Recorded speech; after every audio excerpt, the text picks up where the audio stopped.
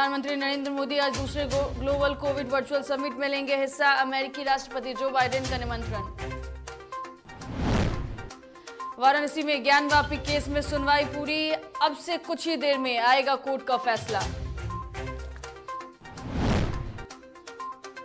BPSC paper leak मामले में EOU ने 3 और लोगों को लिया हिरासत में। तीनों के मोबाइल का डेटा रिकवर करने में जुटी पुलिस।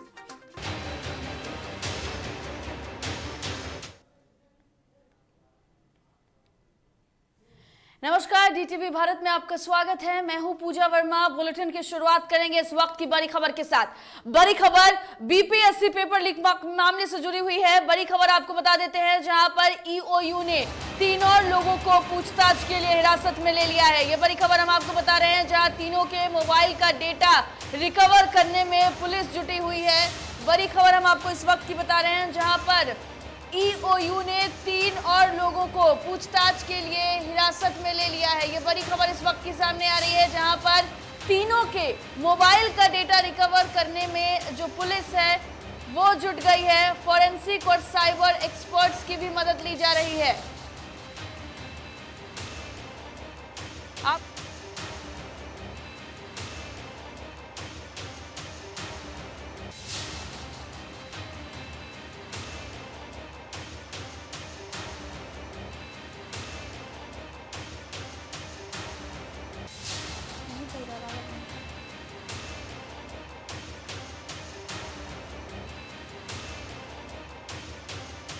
दिनों में ईओयू बड़ा खुलासा कर सकती है। मामले में भोजपुर के बीडीओ जयवर्धन गुप्ता से पहले पूछताछ हो चुकी है।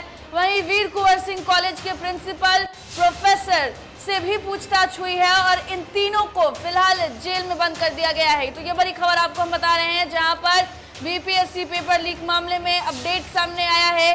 3 और लोगों को गिरफ्तार कर लिया गया है। 3 और लोगों से हिरासत में लेकर पूछताछ की जा रही है। वीडियो वायरल होने के बाद से लगातार टीम अब इसके तह तक पहुंचने की कोशिश कर रही है। दरअसल 3 और लोगों के मोबाइल का डेटा रिकवर करने में पुलिस जुटी हुई है। और पटना में अगर बात करें तो अपराध इकाई, आर्थिक अपराध इकाई की तरफ से लगातार उन लोगों से पूछताछ की जा रही है जिनकी संलिप्तता इस मामले में सामने आई है। 3 और लोगों को हिरासत में लिया गया है और फॉरेंसिक टीम और साइबर एक्सपर्ट्स की भी मदद ली जा रही है। अधिक जानकारी के लिए हमारे संवाददाता धीरेन्द्र हमारे साथ फोन लाइन पर जुड़ गए हैं। धीरेन्द्र, इस मामले में 3 और लोगों को हिरासत में ले लिया गया है। हिरासत में लेकर पूछताछ हो रही है। क्या कुछ इस पूरे मामले में अधिक जानकारी? बिल्कुल पूजा, जिस तरीके से बीपीएससी पेपर लीक हुआ है उसमें कहीं न कहीं आर्थिक अपराध इकाई जो है वो जांच तेज कर दी है और बीते दिन 4 लोगों को गिरफ्तार भी किया था, उसको जेल भी भेज दिया है। लेकिन अहम सुराग मिला है, 4 लोगों को फिर से हिरासत में लिया गया है और उनसे जो है पूछताछ की जा रही है। और ये बताया जा रहा है कि उनके मोबाइल से भी प्रश्न पत्र जो है वो कहीं न कहीं अधिकारियों को भेजा गया है और कहीं भेजा गया है, लेकिन डिलीट कर दिया गया है।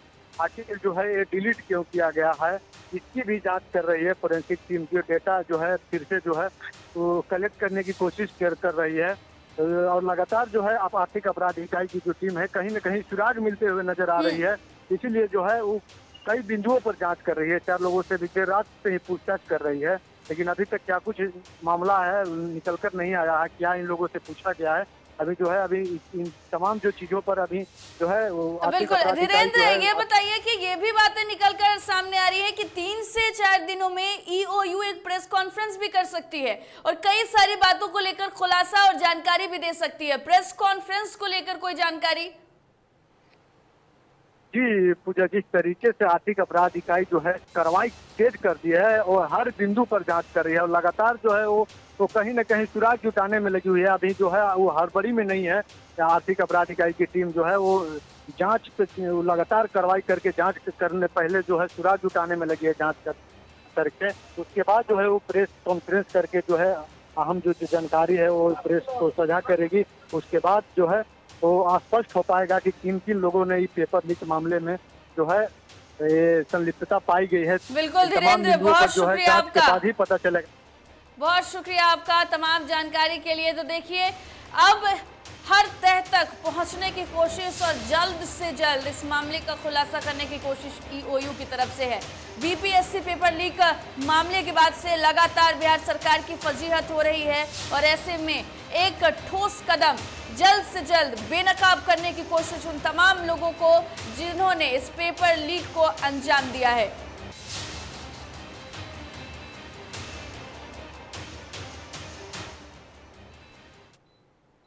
वाराणसी के ज्ञान व्यापी मस्जिद मामले को लेकर कोर्ट में बुधवार को सुनवाई पूरी हो गई।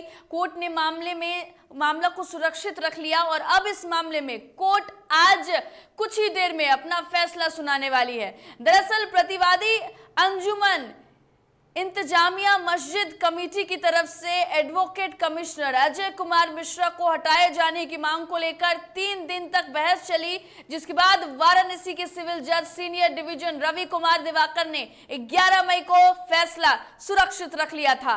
अब 12 मई को आज यानी कि ये तय होगा कि एडवोकेट कमिश्नर इस मामले में रहेंगे या नहीं। वाराणसी के चर्चित श्रृंगार गौरी मामले में कोर्ट की ओर से नियुक्त किए गए एडवोकेट कमिश्नर अजय कुमार मिश्रा ने आपको बता दें कि ये बताया है, सूत्रों के हवाले से जो बातें निकलकर सामने आई है, उन्होंने ये कहा है कि पूरी ईमानदारी, निष्पक्षता और निष्ठा से उन्होंने अपना काम किया है।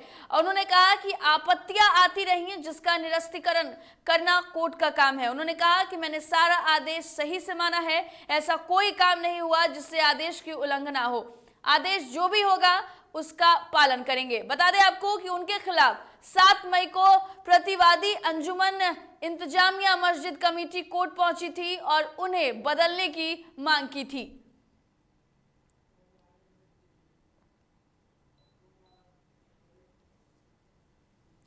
प्रधानमंत्री नरेंद्र मोदी गुरुवार को अमेरिकी राष्ट्रपति जो बाइडेन के निमंत्रण पर दूसरे ग्लोबल कोविड वर्चुअल समिट में हिस्सा लेंगे। आपको बता दें कि विदेश मंत्रालय द्वारा जारी किए गए एक बयान के अनुसार शिखर सम्मेलन का इरादा कोविड महामारी की निरंतर चुनौतियों का समाधान करना और मजबूत वैश्विक स्वास्थ्य सुरक्षा वास्तुकला का निर्माण करने के लिए नई कार्रवाइयों को बढ़ावा देना है। पीएम मोदी शिखर सम्मेलन के उद्घाटन सत्र में महामारी की थकान को रोकने और तैयारियों को प्राथमिकता देने विषय पर अपनी टिप्पणी देंगे। गुरुवार को शाम 6:30 बजे से लेकर 7:45 पर सत्र का सीधा प्रसारण किया जाएगा।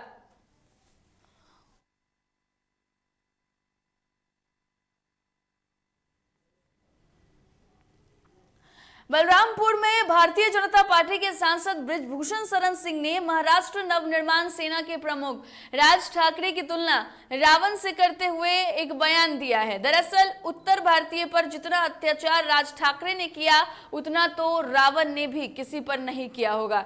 दरअसल भाजपा सांसद ने यह बयान दिया। भाजपा सांसद ने आगामी 5 जून को अयोध्या आ रहे ठाकरे पर उत्तर भारतीयों और मराठी मानुस में सबसे ज्यादा भेद करने का आरोप लगाया है। उन्होंने कहा कि जब तक वह उत्तर भारतीयों से हाथ जोड़कर माफी नहीं मांग लेते तब तक उन्हें अयोध्या में घुसने नहीं दिया जाएगा।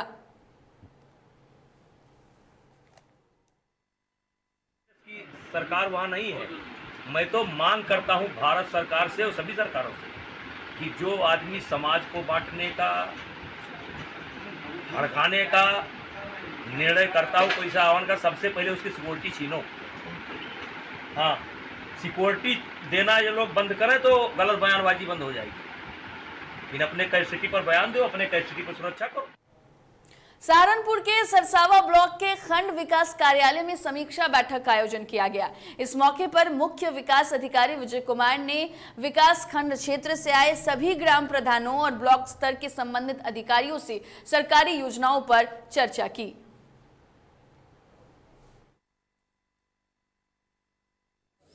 आज ब्लॉक सरसावा में सरसावा ब्लॉक के अंतर्गत आने वाली ग्राम पंचायतों के प्रधानगण, यहाँ के सचिव, ब्लॉक के समस्त अधिकारीगण, विभिन्न जिला स्तरीय अधिकारीगण सोशल सेक्टर से संबंधित या अन्य महत्वपूर्ण योजनाओं से संबंधित, पेयजल से संबंधित, मेरे साथ में DPRO, NRLM और मनरेगा सारे लोग यहाँ उपस्थित हुए।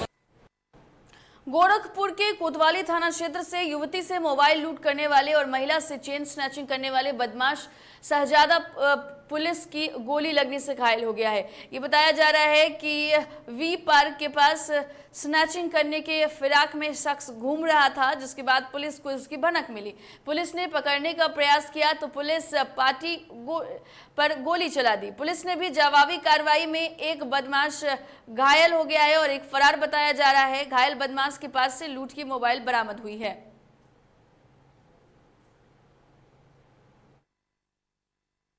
क्षेत्र में आज सुबह 2 अपराधियों को रोकने का जब पुलिस ने प्रयास किया, उन्होंने पुलिस पे फायर किया। जवाबी कार्रवाई में एक अपराधी घायल हुआ है पुलिस की गोली लगने से, एक फरार है। जो मजरूम है उसे अस्पताल ले जाया गया है और फरार अभियुक्त की तलाश में पुलिस टीमें लगी है।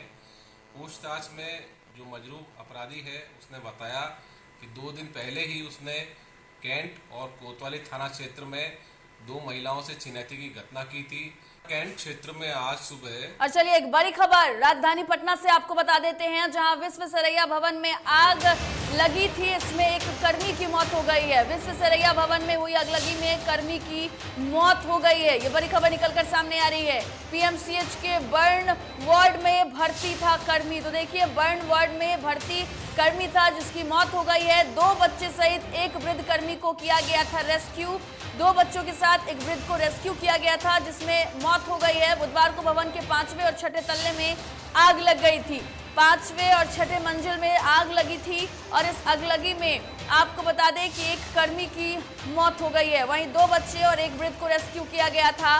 पीएमसीएच के बर्न वार्ड में भर्ती था कर्मी और आज उसकी मौत हो गई है। ये बड़ी खबर हम आपको बता रहे हैं, जहां पर 17 घंटे की कड़ी मशक्कत के बाद आग पर काबू पाया गया था। अधिक जानकारी के लिए हमारे संवाददाता धीरेन्द्र हमारे साथ फोन लाइन पर जुड़ गए हैं। धीरेन्द्र, एक शख्स की इसमें मौत हो गई है, कर्मी की मौत हो गई है, क्या कुछ अधिक जानकारी है? बिल्कुल पूजा, जिस तरीके से कल विश्वेश्वरैया भवन में आग लगी हुई थी, उसमें एक वृद्ध की भी जो सफाई कर्मी थे उनको भी रेस्क्यू किया गया था और रेस्क्यू करने के बाद के बर्न हॉस्पिटल में बर्न वार्ड में भर्ती कराया गया था। उसके जो है उनको जो वृद्ध थे, वृद्ध सफाई कर्मी, उनकी मौत हो गई। हालांकि मौत के बाद उन्हें पोस्टमार्टम के लिए भेज दिया गया है। लेकिन जो है ये बहुत अहम बात यह है कि जो है वहाँ पे आग लगी में जो है वृद्ध झुलस गए थे, काफी झुलस गए थे। उसके बाद उन्हें पीएमसी भर्ती कराया गया था, लेकिन उन्हें बचे नहीं सका। उनकी जो है कल मौत हो गई, देर रात में मौत हो गई। और आपको बता दें कि अहम जानकारी है कि विश्वेश्वरैया भवन में 3 कर्मी जो भी वहाँ पे काम करने वाले कर्मी हैं उन्हें मना कर दिया गया है कमिश्नर कुमार रवि के द्वारा। इस दिनों तक जो है अभी है उसमें जांच चलेगी और जो तमाम बिंदुओं पर जांच होगी उसके बाद ही जो कर्मी है, जो काम करने वाले कर्मी हैं, उनको बुलाया जाएगा। अभी 2 दिनों तक जो है उनको काम पे आने से मना कर दिया गया है। बिल्कुल पूजा, शुक्रिया धीरेन्द्र तमाम जानकारी के लिए। तो देखिए, विश्वेश्वरैया भवन में 2 दिनों के लिए कर्मियों को काम पर आने से मना कर दिया गया है। अब वहां पर प्रतिबंध लगा दिया गया है, कोई भी भवन में प्रवेश नहीं करेगा। 2 दिनों तक जांच भी होगी, कमेटी का भी गठन कर दिया गया है। और आपको बता दें कि इस अगलगी में फिलहाल एक कर्मी की मौत की खबर सामने आ रही है। देवरिया जिले के गौरी बाजार थाना क्षेत्र के देवताहा गांव में सौतेली मां ने 2 सौतेले बेटों की गला रेतकर हत्या कर दी। सूचना पर एसपीडीएम श्रीपति मिश्रा ने मौके पर पहुंचकर घटनास्थल का जायजा लिया। पुलिस ने शव को कब्जे में लेकर पोस्टमार्टम के लिए भेज दिया है और सौतेली मां, उसके बेटे और बहू को गिरफ्तार भी कर लिया है। तीनों से पूछताछ चल रही है। प्रतापगढ़ में चुनावी रंजिश में हत्या का प्रयास किया गया है। दरअसल प्रधानी का चुनाव लड़ चुके सलीम और उसके भाई पर देर रात जानलेवा हमला किया गया और फरार हो गए। दरअसल प्रधान का चुनाव लड़े गुलहसन ने सलीम को चुनाव लड़ने से मना किया गया था।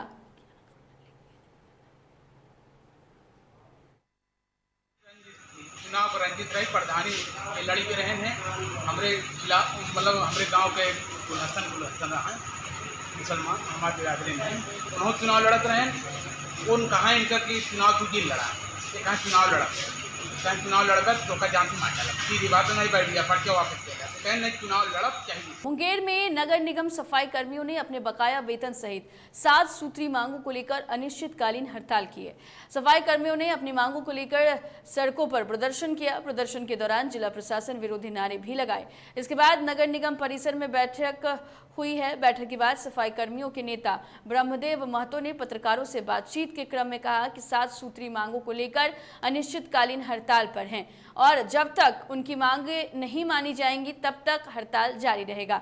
वहीं दूसरी ओर शहर में सफाई नहीं होने की वजह से सड़कों पर कचरे का अंबार लगा दिखा, जिससे शहरवासियों को काफी ज्यादा परेशानियों का सामना करना पड़ रहा है।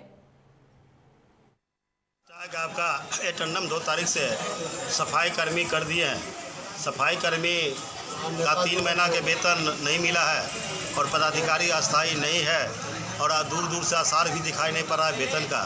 तो मुख्य बिंदु है कि वेतन नहीं मिलेगा, बाल बच्चा के पेट नहीं भरेगा तो काम कैसे? कितना सूत्री मांग है? मेरा 7 सूत्री मांग है। प्रदर्शन का मुख्य मुद्दा है 2 तारीख वेतन की बात हो रही। नगर निगम ने 9.5 महीना से आकर पूरे और उनका जो पावर मिला 1 दिन में काम तो उनका हो गया जो वेतन होता। तो नगर निगम में नगर विकास मंत्री भी आए हुए हैं, उप मुख्यमंत्री भी है, यहाँ जिला प्रभारी मंत्री भी है।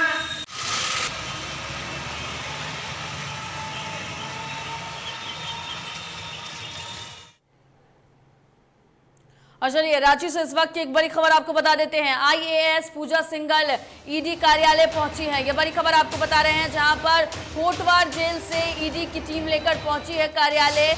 ईडी ने 5 दिनों के रिमांड पर पूजा सिंघल को लिया है। तो देखिए ईडी के 5 दिनों के रिमांड पर पूजा सिंघल हैं। पूजा सिंघल और उनके पति से ईडी पूछताछ करेगी। तो लगातार पूछताछ का दौर जारी है। आईएएस पूजा सिंघल फिलहाल ईडी कार्यालय पहुंची है। कोटवार जेल से ईडी की टीम उन्हें कार्यालय लेकर पहुंची है और 5 दिनों के रिमांड पर पूजा सिंघल को लिया गया है। साथ ही साथ पूजा सिंघल और उनके पति से भी ईडी पूछताछ करेगी।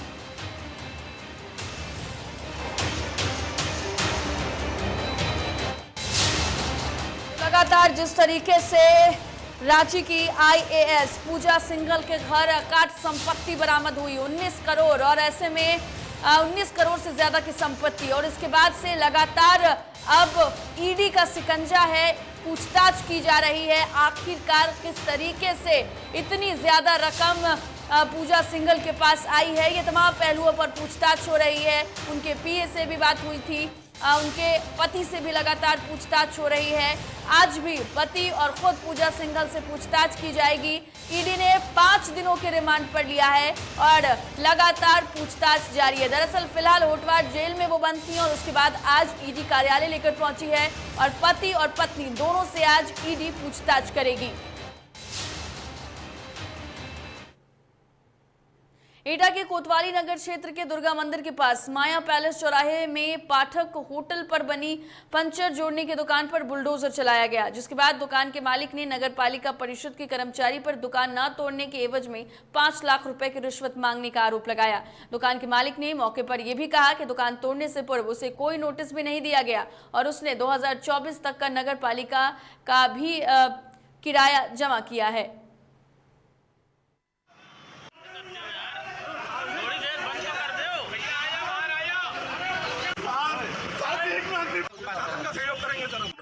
मुकदमा विचाराधीन है। 2024 तक नगर पालिका में मेरा किराया जमा है साहब। उसके बाद मेरे ऊपर ऐसी कार्रवाई, मुझे कोई नोटिस भी नहीं दिया गया है साहब। उसके मेरे पास इसके अलावा कोई धंधे का जरिया नहीं है साहब। मेरा पूरा परिवार बेघर हो जाएगा साहब। या तो मुझे कोई नोटिस दिया गया होता, कोई कार्रवाई की कोई सूचना दी गई होती तो सामने मान लेता। कोर्ट में मेरा मुकदमा विचाराधीन है साहब। मेरे साथ ऐसा अन्याय क्यों हो रहा है साहब? फिलहाल इस बुलेटिन में इतना ही। देश दुनिया की तमाम खबरों के लिए देखते रहिए DTV भारत। मुझे दीजिए इजाजत। नमस्कार।